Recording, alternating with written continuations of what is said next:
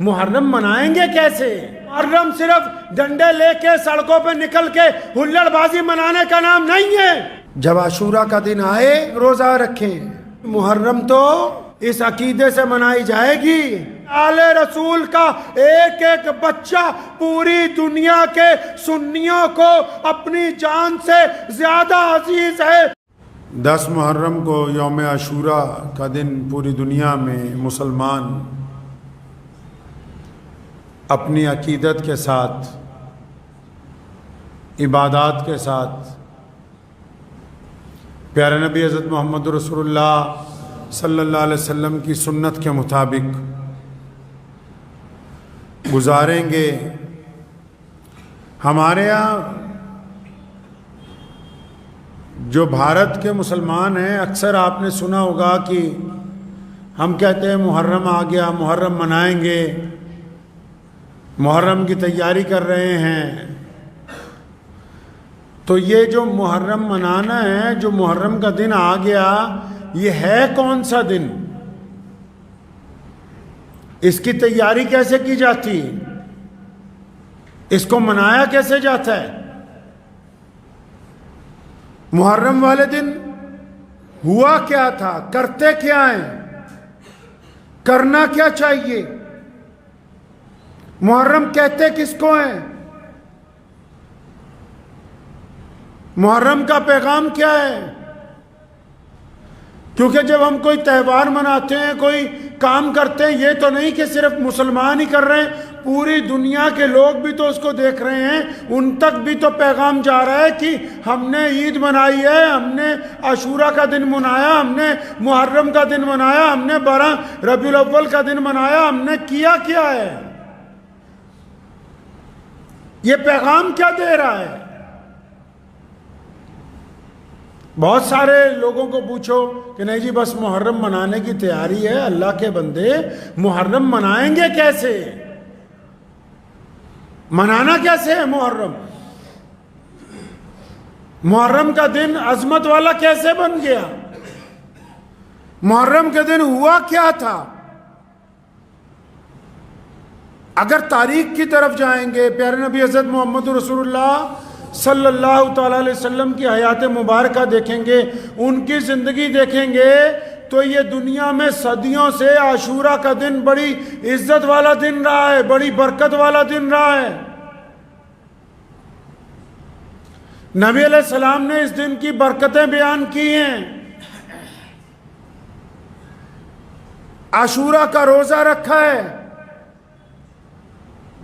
اس دن کی فضیلت نبی علیہ السلام نے بیان کی ہے، اور پھر نبی علیہ السلام کے بیان کرنے کے بعد نبی علیہ السلام کی زندگی میں عاشورہ کے دن عبادات کے ساتھ، روزوں کے ساتھ، جب نبی علیہ السلام ظاہری طور پر ہم سے پردہ فرما گئے، اس دنیا سے تشریف لے گئے، تو ان کی زندگی کے کئی سال بعد اسی دن کو میدان کربلا میں جب سیدنا امام حسین رضی اللہ تعالیٰ عنہ کی شہادت عاشورہ کے دن ہوئی، تو اس دن کی عظمت اور بڑھ گئی، اس دن کا مرتبہ اور بڑھ گیا، اس دن کا رنگ روپ اور طرح نکھر کے لوگوں کے سامنے آ گیا۔ اس کا مطلب اس کے ساتھ 2 باتیں جڑی ہوئی ہیں۔ رسول اللہ صلی اللہ علیہ وسلم نے جو فضیلتیں بتائیں وہ بھی عاشورہ کے اندر جڑی ہوئی ہیں، اور میدان کربلا میں جو نواسہ رسول علیہ السلام نے شہادت دی ہے، اس کی عظمت بھی اس دن کے ساتھ جڑی ہوئی ہے۔ آپ نے سنا ہوگا اکثر ہمارے کچھ بھائی شہادت کے واقعات بیان کرتے ہیں، شہادت کا قصہ بیان کیا جاتا ہے،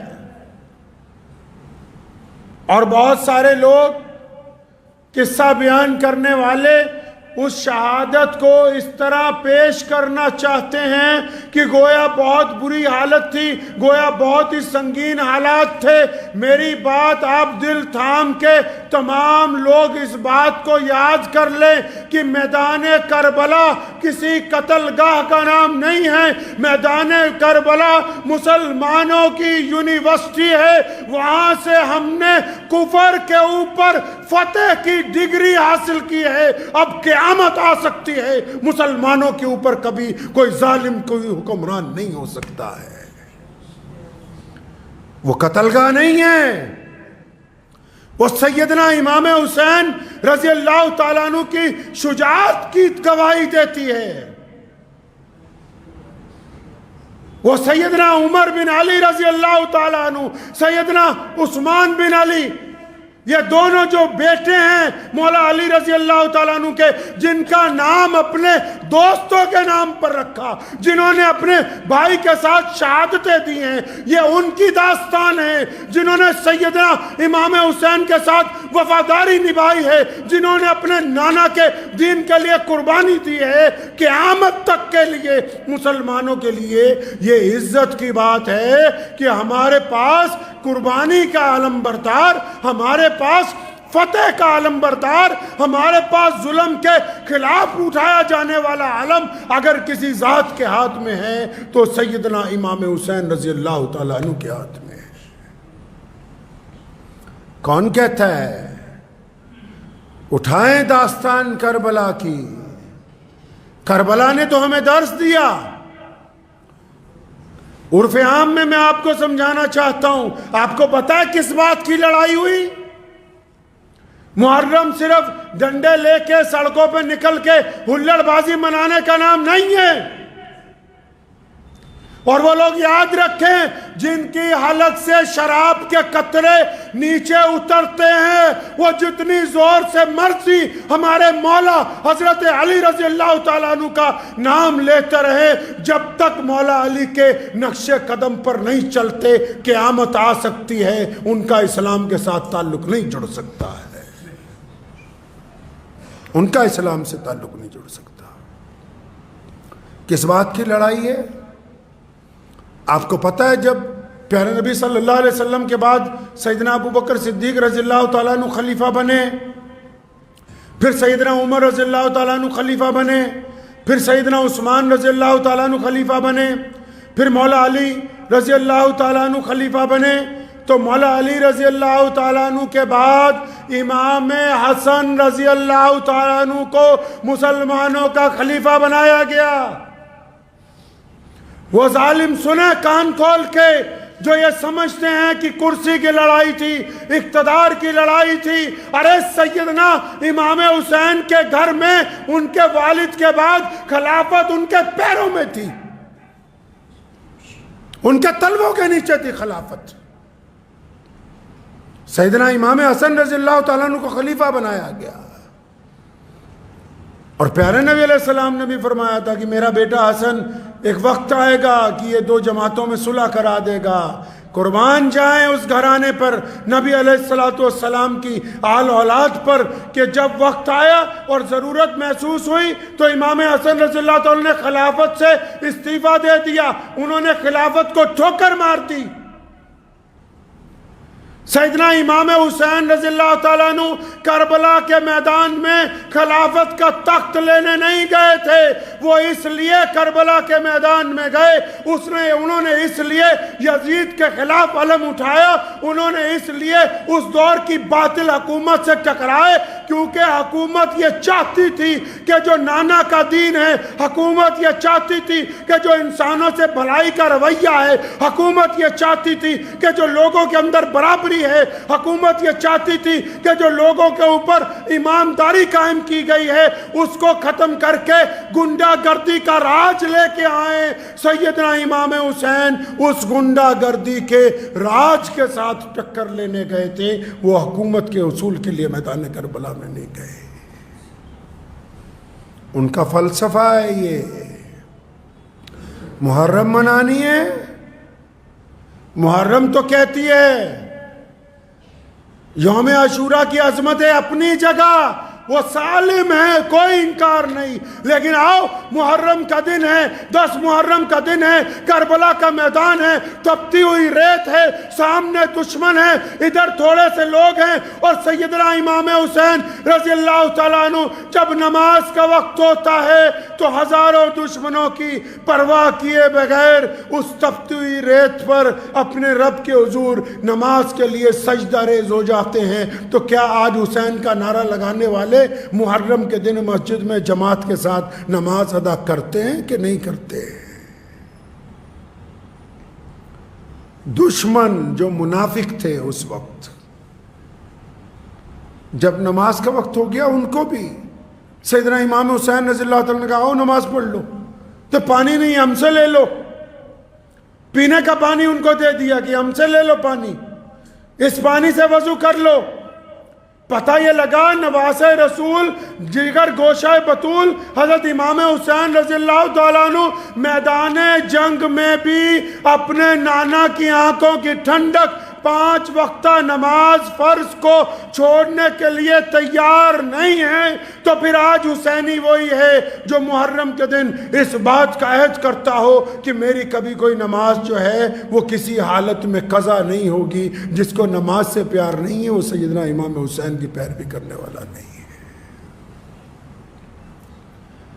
سیدنا امام حسین رضی اللہ تعالیٰ نے کربلا کے میدان میں جو کام انہوں نے کیا دنیا کے لیے آئیڈیل بنا ہے یہ۔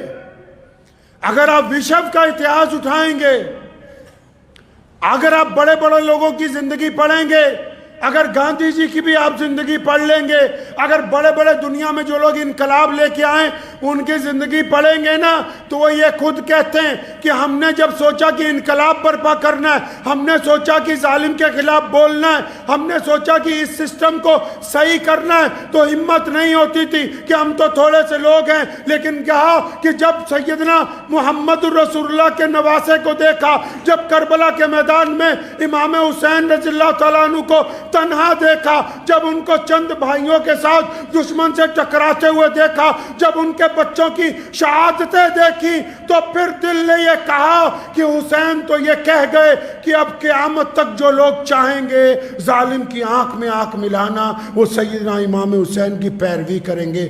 ظالم سے آنکھ ملانے کی سنت جو قائم کی ہے وہ امام حسین رضی اللہ تعالیٰ نے کی، چمچا گیریوں کی سنت نہیں، خوشامد کی نہیں، صلح کی نہیں۔ بتھیروں نے آ کے کہا کہ کچھ نرمی کیج کر لیجئے، کوئی دوسرا راستہ نکال لیجئے، اور سیدنا امام حسین رضی اللہ تعالیٰ عنہ جب نکلے نا میدان میں شہادت سے پہلے، جب بچوں کی شہادت ہو گئی، جب اپنے بھائیوں کی شہادت ہو گئی، جب بھتیجوں نے قربانیاں دے دی، امام حسین نکلے محمد رسول اللہ والی دستار اپنے سر پر لے کے نکلے، مولا علی کی تلوار کو لے کے، اور جب گھوڑے پہ بیٹھ کے دشمن پہ حملہ کیا، ایک ایک بار میں کئی درجنوں کو جب گرایا، واپس آ کر اپنی بہن کو کہا کہ دیکھو زینب ان بدبختوں کی، ان بزدلوں کی اتنی جرت نہیں ہوتی کہ یہ براہ راست میرے مقابلے کے اندر آ سکے۔ نعرہ تکبیر، نعرہ تکبیر، نعرہ نبوت، ختم نبوت، نعرہ تکبیر۔ یہ کربلا کے میدان کا درس ہے۔ کربلا کے میدان نے اسلام کو زندگی دی ہے۔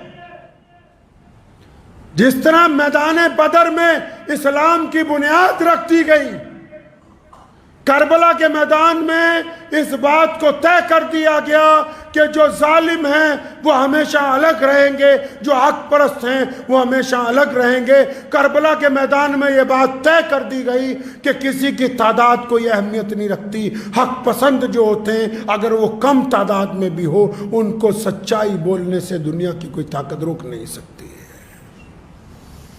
میدان کربلا نے تو درس دیا ہے لوگوں کو، میدان کربلا نے تو ہمت دی غریبوں کو، میدان کربلا نے تو اتحاد کا سبق پڑھایا، میدان کربلا نے تو شجاعت کا سبق دنیا کو دیا، میدان کربلا نے صبر کر کے دکھایا، میدان کربلا نے بتایا کہ بھوکے پیٹ بھی کیسے خدا کے راستے میں لڑا جا سکتا ہے، اور میدان کربلا نے قرآن کو قیامت تک کے لیے اور رسول اللہ کے پیغام کو قیامت تک کے لیے محفوظ کر دیا،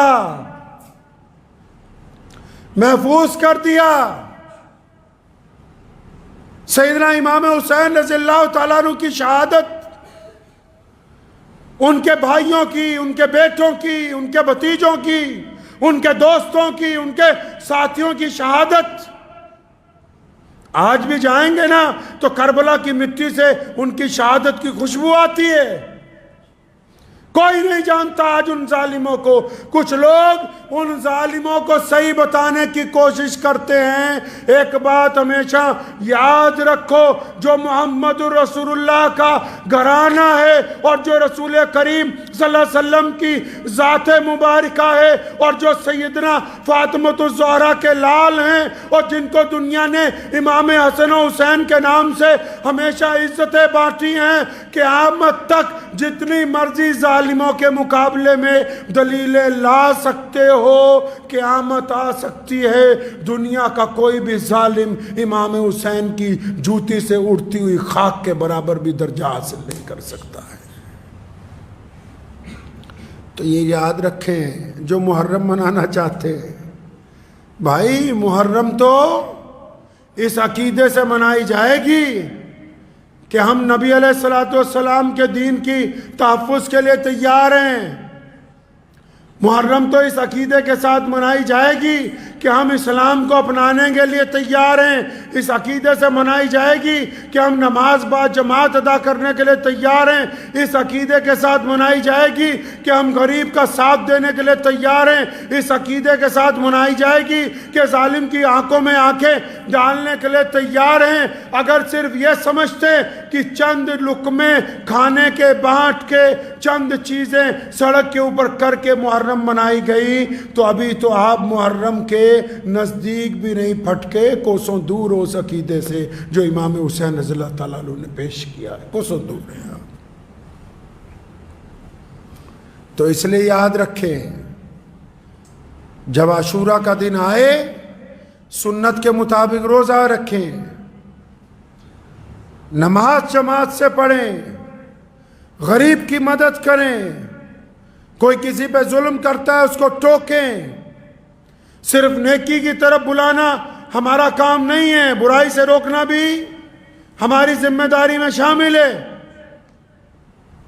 اپنے عقیدے کو درست رکھیں اور ہمیشہ یاد رکھیں اگر کچھ لوگ یہ سمجھتے ہیں کہ صرف سیدنا امام حسین رضی اللہ تعالیٰ عنہ پہ حق ان کا ہے تو وہ بھی اس بات کو ذہن نشین کر لیں کہ آل رسول کا ایک ایک بچہ پوری دنیا کے سنیوں کو اپنی جان سے زیادہ عزیز ہے.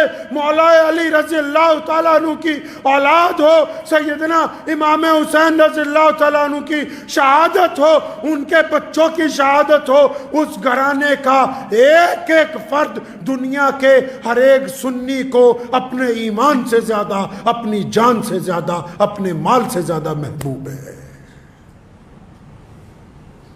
تو اس بات کو ذہن نشین کر لیں کہ ہم نے حضرت امام حسین رضی اللہ تعالیٰ عنہ کے عقیدے کی وضاحت کرنی ہے. عقیدے کی وضاحت کرنی ہے. ہم صرف شہادت کو یاد کر کے آنسو بہانے والے نہیں ہیں.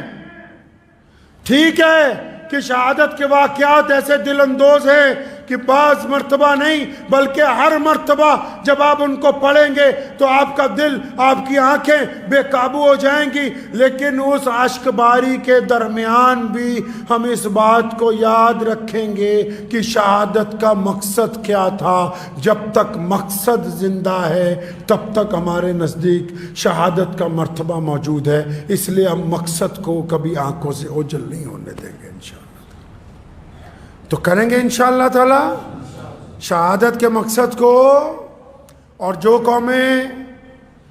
قومیں اپنے شہیدوں کو سارے ہی سن لیں، جو غیر مسلم دوست ہیں وہ بھی، جو مسلمان ہیں وہ بھی، جو قومیں اپنے شہیدوں کو بھول جائیں،